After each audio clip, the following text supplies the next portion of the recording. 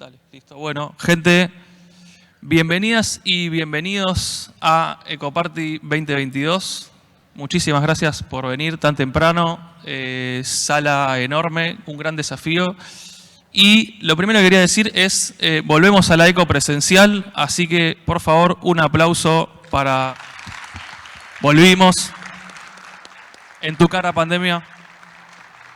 Me parece de lo más importante eso. Parece una pavada, pero ahora estamos todos acá de nuevo haciendo lo que nos divierte y lo que nos gusta. Así que bueno, muchísimas gracias a todos por venir. Voy a estar acá presentando la charla del maestro de Héctor, el perro Peralta. Básicamente, como coordinadores del espacio de Bounty, acá con Adri, Javo, digamos, casi que lo empujamos y y lo fuimos incentivando a que presente su charla porque nos parecía realmente algo increíble lo que logró en tan poco tiempo, con tanta dedicación y bueno, con toda la genialidad del perro. Así que en breve ya vamos a pasar a la parte técnica que nos gusta a todos. Pero antes que nada voy a darle el pase a Héctor el perro. Va a contar en principio un poco de su historia personal, cómo fue que llegó a lograr este bounty de 150K, que no son bytes. Y bueno, los dejo con Héctor el perro presentando su charla de Rompiendo Teams por 150K. Un aplauso. Gracias, Javo.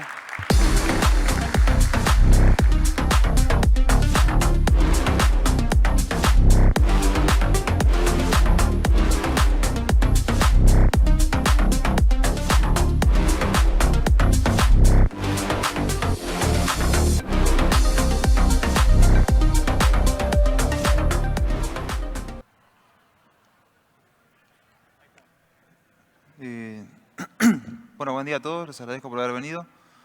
Antes de iniciar con la parte técnica del reporte, lo que quiero hacer es contar un poco cómo inicié esta actividad, ya que fue casi de casualidad. De hecho, hace 3 años no sabía que existía el Bug Bounty. Yo en el año 2018 me quedé sin trabajo. Estuve un año y algunos meses buscando un trabajo en blanco y de hecho se me complicó bastante, ya que tenía 30 años en ese momento. Y mi única experiencia laboral era trabajando en el cine y en una compañía telefónica, por lo que no pasaba los filtros de recursos humanos y de hecho las pocas entrevistas que conseguía no me volvían a llamar justamente por el tema de la edad y la poca experiencia laboral. Por lo que en diciembre de 2019 me acordé de la noticia de Santiago López, que salió en el diario La Nación, donde él comentaba que había ganado $1 millón haciendo Bug Bounty. Y me puse a investigar. Al principio me pareció que era mentira, que había algo raro atrás de eso, pero resultó que no, que era cierto, que de hecho Santiago comentó que él aprendió por su cuenta. Entonces empecé a investigar sobre la actividad, dónde se podían entregar estos reportes, cómo era el proceso para aprender y llegar a encontrar un error en una empresa. Y leyendo sobre esta información me di cuenta que hay mucha gente que aprendió también por su cuenta, no solamente teniendo un título o una experiencia previa, sino empezando desde cero. Por lo que empecé a leer y ya a los 7 meses estaba enviando reportes de manera periódica. Todos los meses, sí o sí, tenía por lo menos 2 o 3 reportes válidos, aceptados. Y a partir de ese momento empecé a vivir de esta actividad. Y lo que quiero comentar es un poco cómo fue mi experiencia para entrar en el mundo de Bug Bounty. No solamente en la seguridad, en la informática, sino específicamente en la seguridad. Respecto a la parte técnica, hay muchos recursos en internet, de hecho son todos gratis. Lo que a mí me sirvió fueron los reportes públicos en la página de HackerOne, el tema de los blogs, mucha gente que comparte su investigación o su enfoque respecto a ciertas vulnerabilidades. También muy importante Twitter, seguir a la gente correcta en Twitter es una muy buena fuente de información, ya que por ahí en un comentario de Twitter uno pueda extraer eso y conseguir algo mucho más grande que leyendo un libro entero, por ejemplo. Y por último, la documentación. La documentación también es clave porque es la fuente de toda la información. Si bien una persona puede explicar un error o un tipo de vulnerabilidad con sus palabras, a mí me gusta ir siempre a la fuente. ¿De dónde salió? ¿Cómo esta persona aprendió eso? ¿O cómo llegó a ese razonamiento? Y eso se encuentra justamente en la documentación de todas las aplicaciones. La cuestión yo creo que va no solamente en la parte técnica, sino que más centrada en cómo uno enfoca esta información, ya que como digo, como al haber tanta información, hay información válida, hay información que lo único que hace es causar más confusión. Desde afuera, cuando uno empieza, todo parece súper complicado, no solamente porque uno desconoce las cosas, sino porque también es fomentado desde adentro. Hay mucho gatekeeping, mucha gente que tuvo un camino para llegar a donde está, que tiene una pila de certificados o años de experiencia o títulos universitarios.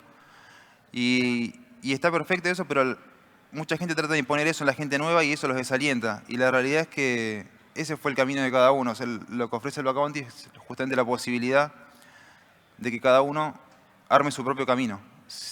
Si uno copia y repite lo que hizo otro porque esa persona tuvo éxito o considera que tuvo éxito, uno solamente va a producir más de lo mismo. Y en esta actividad, por lo menos, eso a largo plazo no funciona, ya que los errores ya están ahí. El código está escrito, la cuestión está en cómo lo ve cada uno. Si uno lo ve de la misma forma que lo ve un desarrollador, o lo ve porque siguió los mismos pasos que una persona X o porque otra persona le dijo hacer tal cosa, va a ver lo mismo que otra persona y no va a encontrar nada. En cambio, en el momento que uno puede aplicar su visión a lo que está haciendo, es cuando literalmente los errores empiezan a aparecer, porque como digo, ya están ahí, depende de que uno lo vea de una forma distinta.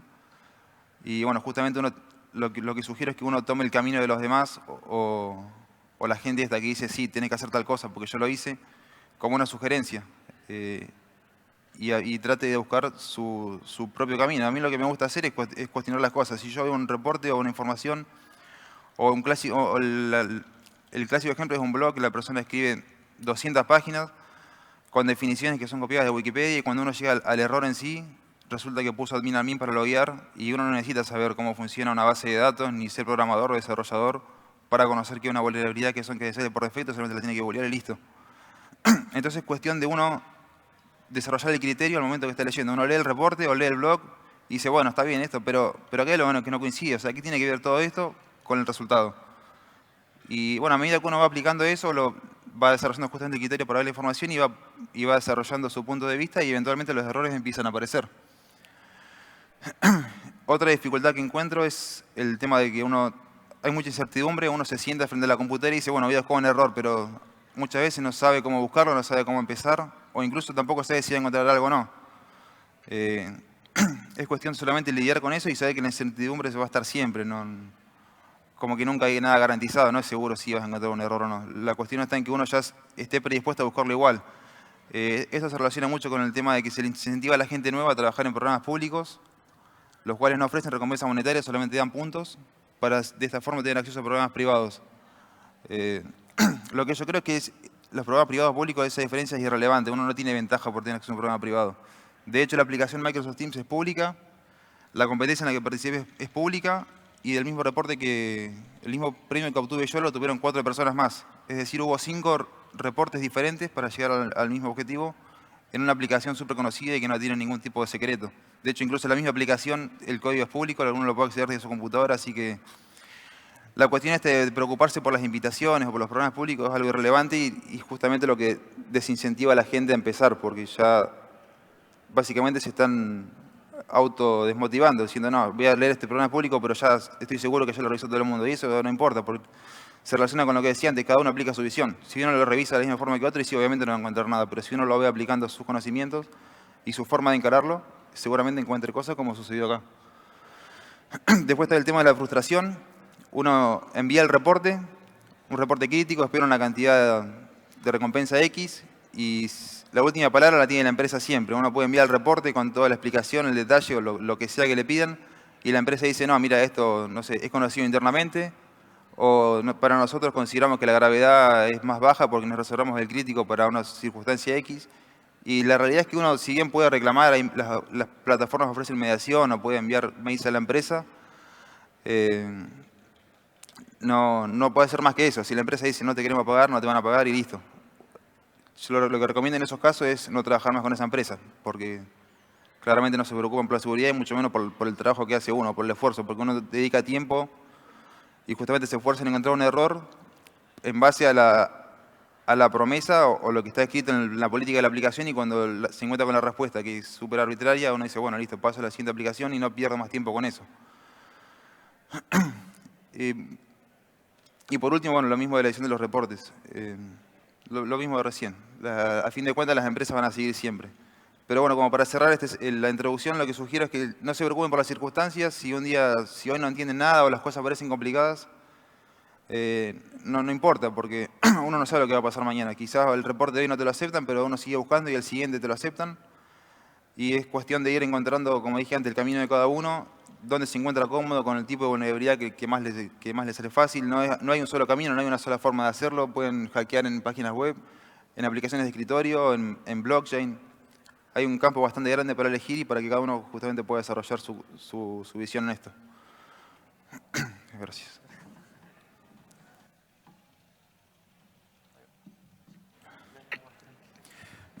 Respecto a la competencia, yo participé en mayo de este año.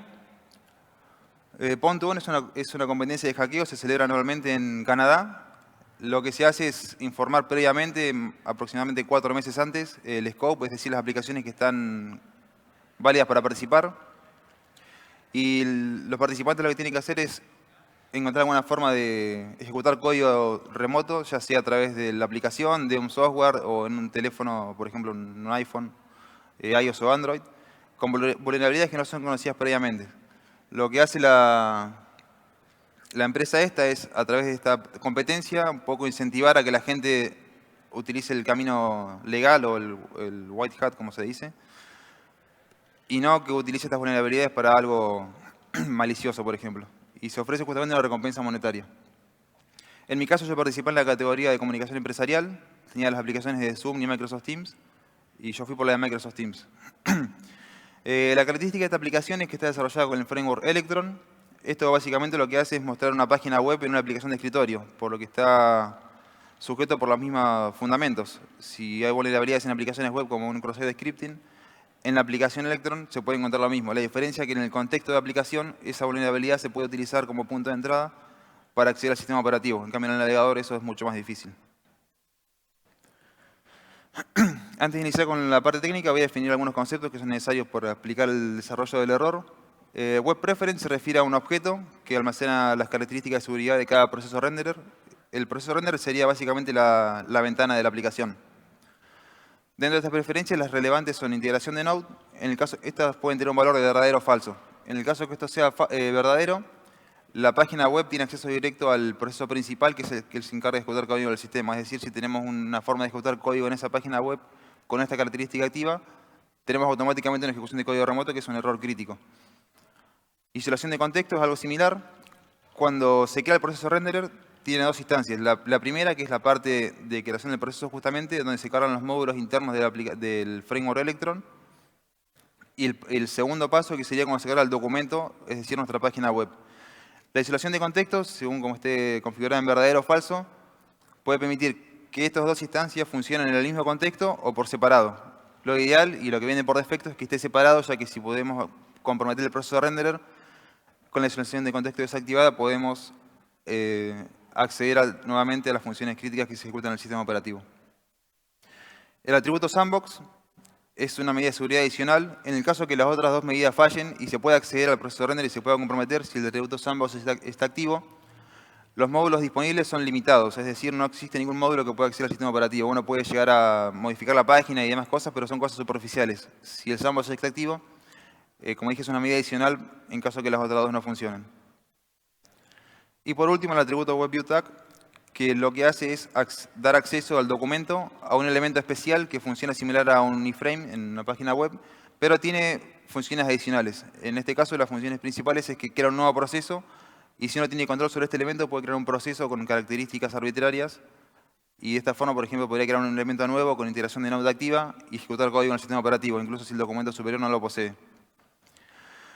Y por último, el sistema de comunicación de IPC y postmessage, que básicamente lo que hace es permitir comunicación entre cuando un documento tiene una ventana de iframe, el postmessage lo que permite es comunicar desde el iframe al superior y el superior al iframe para enviar información.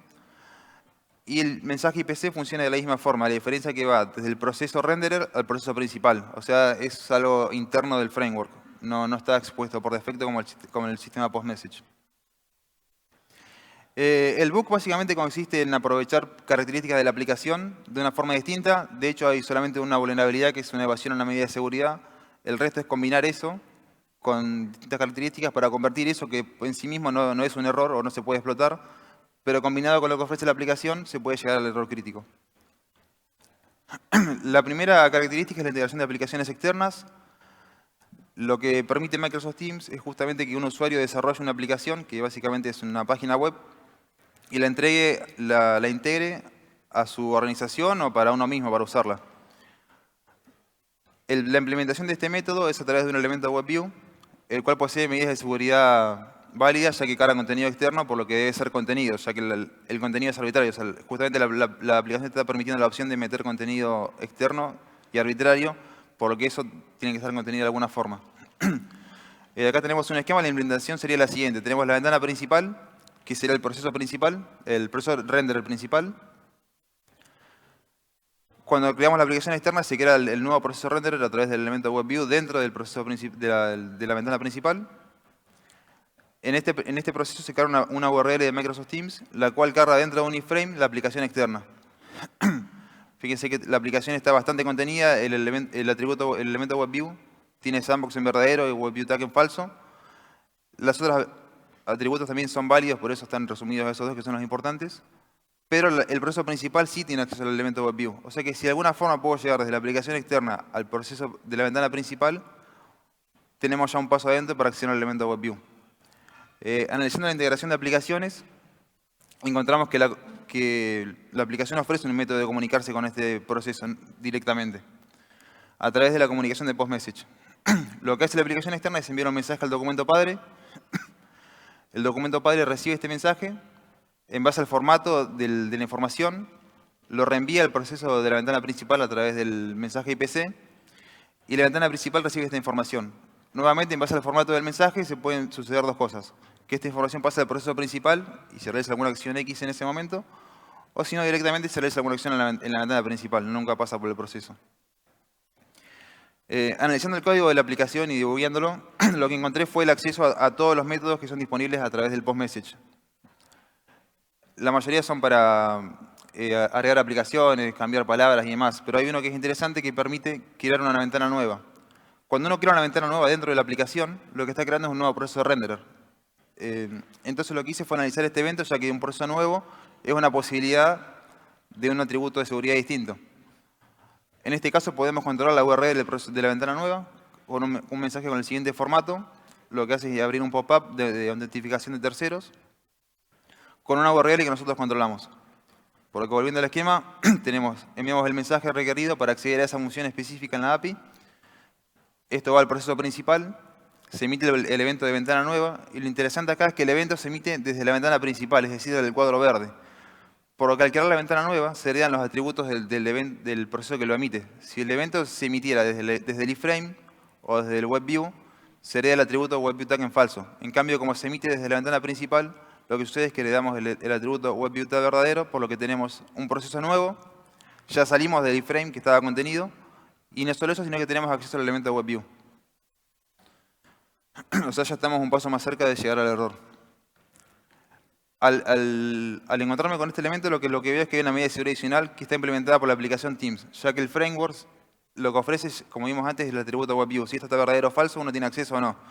Ahora, si está en verdadero y no hay acceso, es algo particular de la aplicación, por lo que fue desarrollado aparte, y es posible que haya un error en esa implementación. De hecho, acá es donde está el error. Cuando uno crea el elemento WebView en el proceso nuevo, lo que sucede en el principal es que se verifica el ID del proceso emisor del evento. Es decir, cada proceso de render tiene un valor de ID, que es un valor numérico, que se genera automáticamente al momento de crear el proceso. Si el ID no corresponde al valor 1, que es el valor de la ventana principal, esto es imposible modificarlo. La única forma que esto sea verdadero es que el evento venga de la ventana principal. Si esto es falso, el elemento WebView es eliminado. Por lo que si encontramos una forma de evadir esta verificación, tenemos acceso completo a un elemento WebView. Nuevamente, analizando la lógica interna del framework, descubro que la verificación se inicia con la emisión de este evento. Yendo desde este evento hacia atrás, puede encontrar el punto donde se inicia, ya que no puede encontrarlo primero desde donde salía, pero sí lo encontré donde terminaba, entonces yendo de ahí para atrás, uno puede también retroceder en el código y ver de dónde vino el evento. Lo que descubrí fue que uno puede crear el elemento WebView y al momento de crearlo no se destruye recién cuando uno acciona el valor source o src. Por lo que entre un paso y el otro uno tiene acceso a ese elemento y puede interactuar con él. Cuando uno acciona el valor source, se ejecuta esta parte de código. Fíjense que al final de la línea el retorno de la función es la emisión del evento, pero sin embargo antes se producen dos verificaciones y las dos terminan en un error. Esto significa que si podemos entrar en alguno de esos errores, la ejecución del código se interrumpe y se evita la emisión del evento, y posiblemente dándonos acceso al elemento. La primera verificación no podemos controlarla ya que no podemos modificar el elemento interno del elemento WebView, pero la segunda sí, porque interactúa, fíjense que dice e.contentWindow. Ahora vamos a ver que tenemos acceso a ese elemento desde el documento.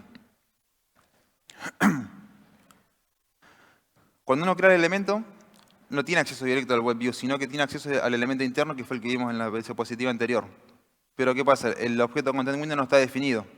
Sin embargo, cuando uno adjunta este elemento al documento, automáticamente se genera el elemento contentWindow, el cual corresponde a la ventana del iframe. Teniendo el objeto definido, uno puede interactuar con él incluso antes de accionar el valor src. El error consiste en lo siguiente: si uno modifica la ubicación del elemento contentWindow a una URL no válida, lo que hace es iniciar un intento de navegación. Este intento de navegación lo que realiza es una modificación del elemento contentWindow y ya no queda por defecto como se usaba en la verificación anterior. Simplemente cargando una URL que no puede ser cargada en un iframe, porque podemos configurar el header expression_deny. Cuando se asigna, se modifica la variable locación del contentWindow, se produce el error, ya que esta URL no puede ser cargada en un iframe. Asignamos el valor src en este momento. Se produce el error en el segundo bloque if, causando que la ejecución de código se interrumpa, ya que fíjense que el contentWindow de nuestro objeto definido en el documento es el mismo que se usa para la verificación. Y al haberlo modificado, la función webFrameID no puede obtener un resultado porque el resultado es -1, la condición del if es 0 y se produce el error. Una vez que producimos el error, asignamos otra vez el valor src con una URL válida. Y en este momento se ejecuta nuevamente el código relacionado con el src. Lo importante acá es que en el segundo if, esta verificación va a ser falsa, ya que cuando asignamos el valor la primera vez, lo que pasó fue que se ejecutó la función crearGuest, que es lo que asignó el valor de guestID, disparó el evento al proceso principal y demás. Cuando asignamos la segunda vez, esto es falso, ya que el ID ya está asignado, evita la emisión del evento, ya que no entra en crearGuest, sino que pasa a la última línea, donde se carga nuestra URL. Y en este momento ya tenemos acceso completo al elemento de WebView. Y pudimos evadir por completo la medida de seguridad, forzando un error. Esto no solamente nos da acceso al elemento de WebView, sino que al no haber pasado por el proceso principal y por las medidas de seguridad implementadas en el proceso original, se crea con atributos por defecto. Tenemos la combinación sandbox, violación de contexto e integración de nota en falso. Hasta este punto esto tampoco es directamente explotable, ya que tenemos integración de nota en falso y no podemos acceder a la API interna. Pero la combinación de sandbox y conciliación de contexto nos permite poder escalar esto de alguna forma, que es lo que vamos a ver ahora. Volvemos al esquema. El siguiente paso fue forzar el error y crear el elemento WebView con las propiedades vulnerables.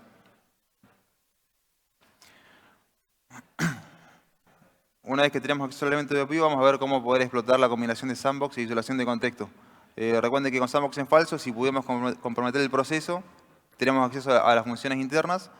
Y la isolación de contexto lo que permite es que los dos códigos, la lógica interna y la del documento, se ejecuten en el mismo contexto, al estar en falso. Esto también se puede explotar, que es lo que vamos a ver ahora. Cuando el proceso se crea, todo proceso render en Electron, se ejecuta la siguiente función. El argumento R es el nombre del módulo que se quiere cargar. Puede ser el módulo child process, Electron o el módulo X. Lo primero que hace es verificar si este módulo fue usado previamente, ya que la primera vez que se carga el módulo se queda almacenado para poder utilizarlo accederlo de manera eficiente. Si esto no fue cargado previamente, a través de la función call del propio módulo, se tiene que cargar el módulo para después almacenarlo para uso posterior. Una vez cargados todos los módulos, esto sucede antes de la carga del documento, se añade el listener a la ventana al evento load. Este evento básicamente se ejecuta cuando termina la carga del documento. Lo interesante ahora es que este código pertenece a la parte interna a la lógica interna del framework, pero se está ejecutando después de cargado nuestro documento. Es decir, si nosotros modificamos alguna función nativa de JavaScript, podemos modificar la lógica interna del framework. Primero se hace una verificación para loguear o no medidas de seguridad. El resultado de ese bloque if depende de lo siguiente. En este caso vemos variables que pueden estar definidas en la configuración de la aplicación, dentro del objeto C, o fíjense que hay una segunda verificación. Si hay una ventana o un documento y dentro de ese documento está declarada la variable enable o disable, uno puede controlar el resultado del bloque if, simplemente definiendo la variable. Como quiera, en este caso nosotros queríamos que se entre al bloque if, por lo que definimos la variable como true, lo que ejecuta la siguiente función, esto hace varias verificaciones, y la parte importante es la siguiente. Cuando se intenta ejecutar esta función, ejecutar JavaScript, fíjense que antes tiene que acceder al objeto WebFrame. Para cargar el módulo WebFrame tiene que volver al inicio de a la función inicial que vimos en el proceso renderer. Y en este punto es donde tenemos la posibilidad de filtrar la función WebPackRequire, la cual permite ejecutar el código. Para explicar brevemente lo que es la modificación de prototipos, en JavaScript cada tipo de dato posee acceso a funciones nativas automáticamente al ser declarado. En este caso declaramos la variable test con un tipo de dato string con el valor archivo.exe. Lo que nos da acceso a las funciones del tipo de dato string. Por ejemplo, la función switch, que lo que hace es verificar si la variable termina con lo que recibe como argumento. En este caso verificamos si termina con .exe, lo que da verdadero. Si nosotros modificamos el prototipo de la función esta, podemos hacer, por ejemplo, que siempre sea falso. Y esto es válido incluso para variables que fueron declaradas previamente. Fíjense que la misma variable que primero dio verdadero, luego de modificar el prototipo la ejecutamos y el resultado es falso. Ahora, ¿cómo podemos usar esto para explotarlo o convertirlo en una falla de seguridad? Si tuviéramos una función, por ejemplo, verificar, que en base a la extensión del archivo permite ejecutarse o no. Si el nombre termina con .exe no se ejecuta, si no termina con .exe se ejecuta. En este caso lo mismo, definimos la variable test con el valor archivo.exe, ejecutamos la función y como corresponde no se ejecuta, ya que termina con .exe. Modificamos el prototipo para que el resultado sea siempre falso y automáticamente la misma función, el resultado es ejecutar. O sea, con esa línea de código pudimos evadir la medida de seguridad y podemos ejecutar cualquier tipo de archivo en este caso. Trasladando esto al framework Electron, lo que podemos hacer es modificar la función call, ya que cuando se carga el módulo WebFrame, que era necesario para el paso anterior, volvemos a la misma función inicial. Pero ¿qué pasa? En este caso la verificación es falsa, ya que el módulo no fue usado previamente. Lo que nos lleva al final de la línea y a través de la función call el módulo debe ser cargado. Siendo call una de las funciones nativas de JavaScript, podemos usar el método que vimos anteriormente y filtrar la función WebPackRequire para ejecutar el código que queremos. Nuestro documento consiste en lo siguiente, son muy pocas líneas. Primero declaramos la variable requerida para controlar el resultado del bloque if y que se ejecute la función de medidas de seguridad. Lo que hacemos siguiente es almacenar el prototipo original de la función call, ya que una vez que uno la modifica no tiene forma de restablecerlo, a menos que lo haya almacenado previamente. Y esta función es necesaria para ejecutar el código después, por lo que lo único que hacemos es almacenar una variable temporal. Declaramos nuestra función call modificada. Y lo que hacemos acá es verificar si el argumento 4 corresponde a la función WebPackRequire. Esto está dentro de un bloque try, ya que a veces no es el primer módulo en cargarse el WebFrame. Puede ser que se cargue otro, o puede ser que el argumento 4 no sea la función que nos interesa. Y si se interrumpe la ejecución no tenemos forma de volver a este punto. Por lo que el try lo que hace es continuar hasta que sea la función que nos interesa. Cuando encontramos la función que necesitamos, lo que hacemos es restablecer el prototipo original, borrar la variable temporal y simplemente exportamos el argumento 4, que es la función require, a una variable global y la podemos utilizar en cualquier momento fuera de este punto del documento. Esto sucede únicamente al inicio del documento, cuando se carga. Si no la extraemos ahora, después no tenemos forma de hacerlo de nuevo. En cambio, con la variable global la podemos acceder permanentemente. Una vez que tenemos acceso a esta función, es posible cargar módulos de Node, ya que Node Integration está en falso y el Sandbox también está en falso. Simplemente tenemos que declarar un objeto vacío, usar uno de los métodos para llenar este objeto con la función que carga módulos y dentro de esa función simplemente elegir el módulo que queremos usar. En este caso el módulo Child Process es el que permite ejecutar código en el sistema operativo, simplemente ponemos como argumento el código que queremos utilizar y se ejecuta. Este código, por ejemplo, ejecutaría la calculadora. Entonces hasta este punto ya tenemos el último paso, que sería modificar el prototipo en el último proceso render que obtuvimos y ya podemos ejecutar código. Es una aplicación externa, un usuario simplemente la instala, accede a la aplicación, en el momento que accedió a la aplicación, su sistema operativo fue comprometido. Entonces en este punto digo, bueno, listo, mando el mail a la competencia, me voy a anotar, voy a participar, ya gané los 150K. Y me dicen, bueno, sí, pero mira, todavía no podemos porque tenés que cumplir un montón de requisitos. El usuario no tiene que interactuar, el error tiene que tener cierta característica, entonces me mandan un mail con 15 preguntas que justamente tenés que satisfacer todas las condiciones para poder participar en la competencia. En este caso, la que yo no estaba cumpliendo es el tema de la interacción del usuario. Porque me dicen, bueno, está bien, la aplicación puede hacer esto, pero ¿cómo llega el usuario a esa aplicación? Tiene que venir por un link, la tiene que instalar. Si la tiene que instalar, ¿de dónde la va a sacar? Ya no es algo tan simple y no es lo que es válido para este tipo de competencia. Por lo que investigando la aplicación encuentro otra característica que permite compartir la misma aplicación externa pero en reuniones. La diferencia es que en el contexto de la reunión uno puede compartir esta aplicación a los demás, simplemente la agrega, elige la opción de compartir y automáticamente las demás personas la reciben en su computadora. No hay forma de rechazarlo, que esto es lo clave, ya que si la persona tuviera que aceptar para recibir la aplicación externa o no, tampoco sería válido. Pero por defecto uno la comparte y la otra persona la recibe por más que no quiera, simplemente con estar en la llamada. Al estar implementado de la misma forma, mediante el elemento WebView, usa comunicación post-message e IPC, pero la diferencia es que cuando se inicia la llamada se crea una ventana nueva. Y si yo quiero usar el mismo método que usé en el paso anterior, el emisor del evento de New Window es la ventana de la llamada, y en este caso tenemos WebView tag en falso, y el resto de nuestro exploit depende de esto. Por lo que tenemos que encontrar nuevamente una forma de evadir este otro obstáculo. Para hacerlo simplemente hay que usar otra característica de aplicación, tampoco causamos nada extraño. Las organizaciones pueden crear equipos o canales comunes a todos los usuarios. Simplemente se crea el canal, se configura como para que sea público y ya automáticamente todos los usuarios lo pueden acceder. No hace falta tampoco que acepten la invitación al canal ni ningún tipo de interacción adicional. Si de alguna forma podemos redireccionar la ventana principal a esta pestaña pública, podemos evadir la cuestión esta de la interacción del usuario en la llamada. Analizando las pestañas principales, encuentro que cada pestaña posee un link individual. Al abrirlo en el navegador se ejecuta un deep link. Esto significa que cuando uno pone el link a la pestaña en el navegador, por ejemplo en Chrome, se encuentra con el siguiente aviso, el cual cuando uno acepta, lo que hace es ejecutar el protocolo asociado, la aplicación asociada al protocolo. El link tiene un protocolo HTTP, que es el clásico protocolo de Internet.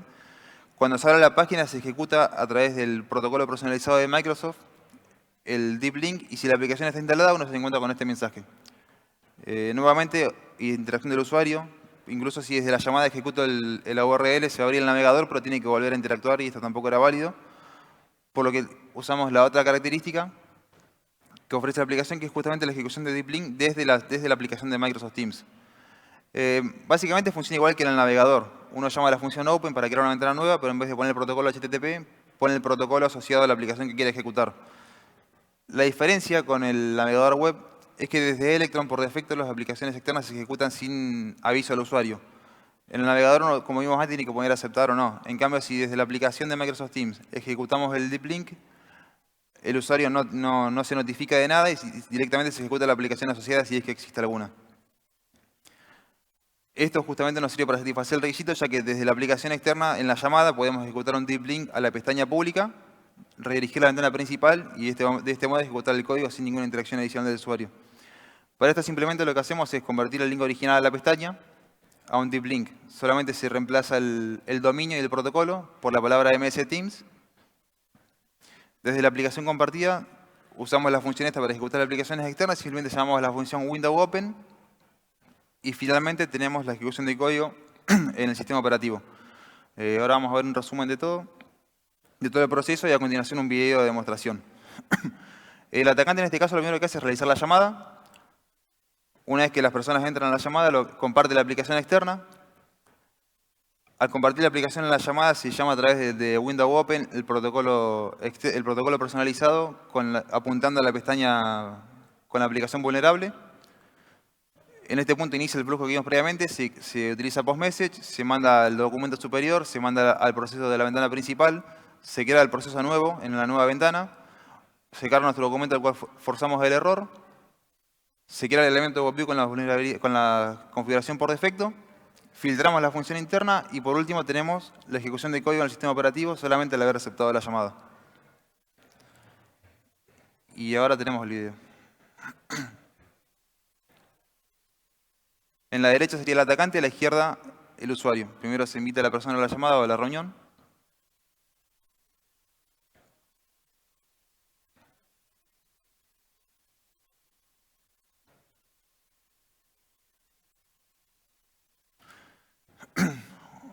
Se agrega la aplicación externa.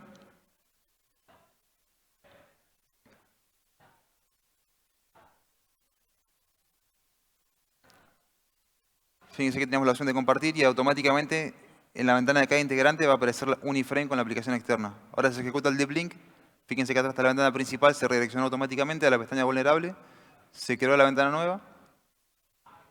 Se filtró la función interna y la persona ya automáticamente accedimos a la computadora de la víctima. Aplausos, por favor. El primer calc de la Ecoparty. Gracias. Crack total, perro, crack total. Muchas gracias. Buenísimo, buenísimo. Bueno, muchas gracias a todos por escuchar la charla. La rompió toda. Para mí el perro, un genio total. Hago un pequeño resumen sobre todo lo que acabamos de ver.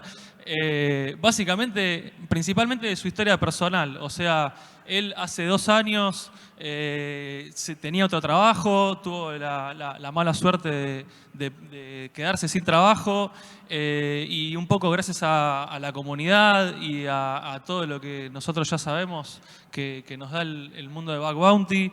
Él empezó a meterse en principio en sistemas, en desarrollo, a aprender un montón de cosas y aprovechando un montón todo lo que la comunidad en general del mundo del hacking tiene para dar a todos. Y 2 años después de un montón de aprendizaje, de prueba y error, empieza a sacar unos bounties y encontrar vulnerabilidades en Microsoft en un nicho bastante particular como es Electron. Empieza a encontrar vulnerabilidades críticas, la verdad, ya antes que la Pound to Own, ya venías pegando. Sí, de hecho yo venía trabajando con la aplicación de Microsoft Teams hace un poco más de 1 año. Por lo que cuando salió la competencia me vino bien porque ya estaba familiarizado con una de las aplicaciones válidas, por lo que decidí intentarlo. Exacto, entonces empieza a sacar todos estos bounties increíbles, que nos quedamos todos con los ojos así abiertos, anonadados. Gracias a eso, Microsoft se acerca a él. Pueden ver después, la charla va a estar subida. Pueden ver en el blog de Microsoft de Research, le hicieron toda una nota sobre su historia de vida y demás. Y bueno, gracias a esos bounties, califica, ¿no?, a la Pound to Own, que es una de las competencias más hardcore y estrictas que se pueda conocer del mundo del hacking en general. De hecho, él salió segundo de la competencia solo. El equipo que salió primero, quiero aclarar que es un equipo de researchers. Muchas veces hay muchos researchers, muchas empresas por detrás. Y acá Héctor el perro, solito con su compu y su cerebro, logró llegar al segundo lugar. Así que un aplauso muy grande para él. Muchas gracias, muchas la gracias. Verdad. Gracias. Ahora vamos a abrir a preguntas. No sé si tienen preguntas, las pueden ir pensando. Yo les paso el micrófono. De todas formas, yo tengo la primera pregunta, ¿sí?, que justamente viene a el tema de cómo, porque no sé si vieron que ya había forjado una especie de mini obra de arte que es un Remote Code Execution en un programa como Teams, pero no calificaba para la competencia. O sea, por ahí sí era un bounty muy suculento, ¿no?, pero todavía no calificaba para la competencia. Entonces, cuando ya tenía casi todo el research hecho, que llevó meses y demás, lo fue a presentar a la competencia, a la cual había calificado gracias a todo lo que venía publicando y demás. Y le dijeron de nuevo, ¡pum!, pared. No, mira, falta que esto se pueda hacer de una forma viable, llamémosle. Entonces, tuvo que volver para atrás un montón de pasos, empezar a entender de nuevo la aplicación, no solamente el hack que había logrado, sino cómo utilizar la aplicación para que eso se pueda llevar a cabo, ¿no?, básicamente. Entonces, me parece que ahí es otro gran ejemplo del try harder, de volver atrás y volver a repasar todo, y ahí tuvo que ponerse nuevamente creativo a encontrar una forma con un deep link de poder hacerlo con la menor cantidad de interacciones por parte del usuario. Ahora bien, contanos un poco cómo es el triaging de la Pound to Own, o sea, cómo revisan que tu exploit sea tuyo, no te lo hayas robado, comprado en el mercado negro, etcétera. Claro. Bueno, mi participación fue remota en la competencia. Esto también como que agrega un factor de incertidumbre, ya que no es lo mismo que uno ejecute su exploit en el momento. Si tiene que modificar algo, ya sabe lo que ya está familiarizado con lo que está haciendo, sino que yo tuve que enviar todo por mail, con toda la información detallada para que otra persona siga los pasos como corresponde, ya que acá no se ve toda la parte por detrás sería, pero uno tiene que configurar un servidor local, tiene que tener un dominio X para cargar la página web, tiene que requerir ciertas configuraciones locales en la computadora y verificar que todo funciona en el momento. Así que estuve en llamada, de hecho me tocaba empezar a la 1 de la tarde, era la primera demostración y estaban con todos los problemas técnicos. Cuando la persona abre la máquina virtual para cargar mi exploit en la aplicación de Teams, no funcionaba la máquina virtual, no leía el pendrive, no podían copiar el exploit. Estuvieron creo que 40, 50 minutos dando vuelta para ver por qué no andaba.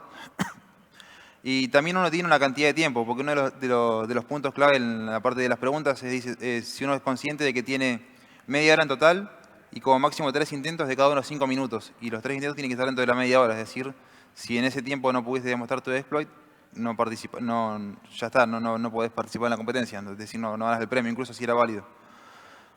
Por lo que al principio estuvo medio complicado, obviamente me dijeron que el tiempo que se demoraron no me lo iban a descontar de mi tiempo de participación. Cuando quisieron conectar al servidor local tampoco funcionaba, tuvieron que hacer una modificación ahí en el código en el momento. Pero bueno, una vez que anduvo todo, probaron el exploit y funcionó. Y cuando termina me dicen, bueno, igual todavía tenemos que verificar más cosas. Primero me habla la gente de la organización de Trend Micro y me preguntan, bueno, pero ¿cómo encontraste esto? ¿Cómo se te ocurrió? ¿De dónde lo sacaste? Entonces uno tiene que explicar cuál fue el proceso para llegar a ese error. Más que nada también para que ellos lo entiendan, porque si hay, por ejemplo, en mi caso había 5 participantes para la misma categoría. Si los errores son similares, la explicación esta de cómo uno encontró o no el error permite justamente diferenciar para que los dos sean distintos o no, porque si los dos son parecidos y no es claro bien cuál es la raíz del error, solamente gana el que participó primero. Entonces hacen bastantes preguntas técnicas, bastante específicas. Una vez que ellos terminan de verificar que el error fue válido y que está comprendido por completo, está la gente del producto, en este caso Microsoft, que también hacen preguntas. Pero básicamente fue lo mismo, me preguntaron cómo lo encontré, cuánto tiempo cuánto tiempo me llevó a encontrar el error, cuánto tiempo tardé en preparar todo. Y después tienen que verificar tanto Microsoft en su base de datos como la organización si no tiene ya alguna información relacionada a este error para confirmar que sea justamente una vulnerabilidad única. Y recién después de ese punto, de todas esas preguntas posteriores, se confirma que la vulnerabilidad es un 0-day y en ese momento uno ya está confirmado como ganador de la categoría. Sería. Genio, gracias por la respuesta. 0-day, por las dudas. Ya está, creemos que ya está asfixiado, ¿no? Sí, ya está asfixiado. Por las dudas no atiendan una llamada de Teams de Héctor. Fíjense que lo llaman. Pareciera que ya está asfixiado. No sé si alguien tiene alguna pregunta, levante la mano que no los veo. Estoy medio como acá con la luz de frente. Ahí hay una pregunta, me voy a acercar.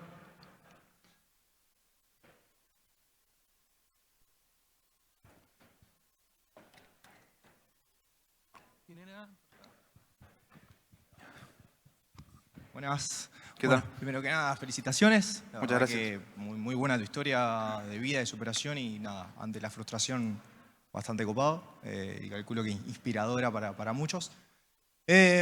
Habías comentado que ya hace un año venías trabajando con Teams, sí, más o menos. Sí, un año más o menos. ¿Qué otras vulnerabilidades podrías haber encontrado? Más que nada porque hace no mucho había leído capaz un post en Medium, no recuerdo de quién, que justamente exponía vulnerabilidades de Teams, pero siempre haciendo foco que tiene muchos problemas de diseño.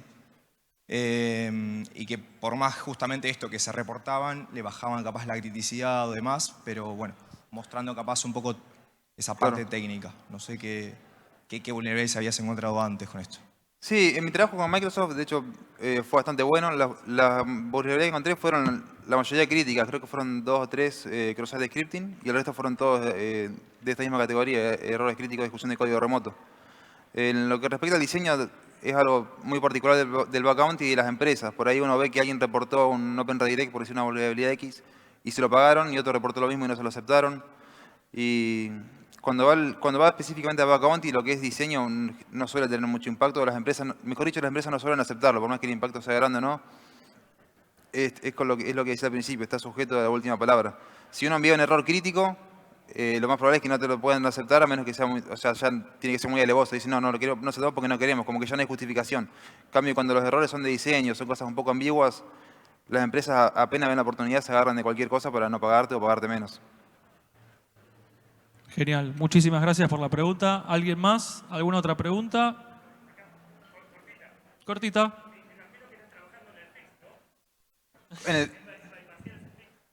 Sí, estoy revisando algo en eso, sí. Clásico, De- clásico. Sí, nunca dejen de probar bypasses sobre lo que ustedes reportaron porque es otro bounty, básicamente. De hecho, el reporte este es un tercer bypass a un error que yo mandé previamente. Había mandado un RCE, lo arreglaron, mandé otro, lo arreglaron, y en el segundo bypass, que sería el tercer reporte, fue el que usé para la competencia. También es una de las ventajas de las aplicaciones Electron. Al tener uno acceso al código de la aplicación, simplemente cuando hay un fix a un error que uno reportó, puede entrar y ver cuál fue el arreglo y poder buscar un bypass. Los tiene de hijos a Microsoft. A los devs de Teams lo deben querer un montón. Bueno, no sé si hay alguna pregunta más. No veo a nadie más. Perfecto, entonces, muchísimas gracias a todos por quedarse hasta el final. Muchas gracias. Gracias. La seguimos. Los que quieran ver otros bugs súper interesantes, igual que este, nos pueden acompañar en la sala D del Space de Bug Bounty. Así que muchísimas gracias a todos. Muchas gracias a todos.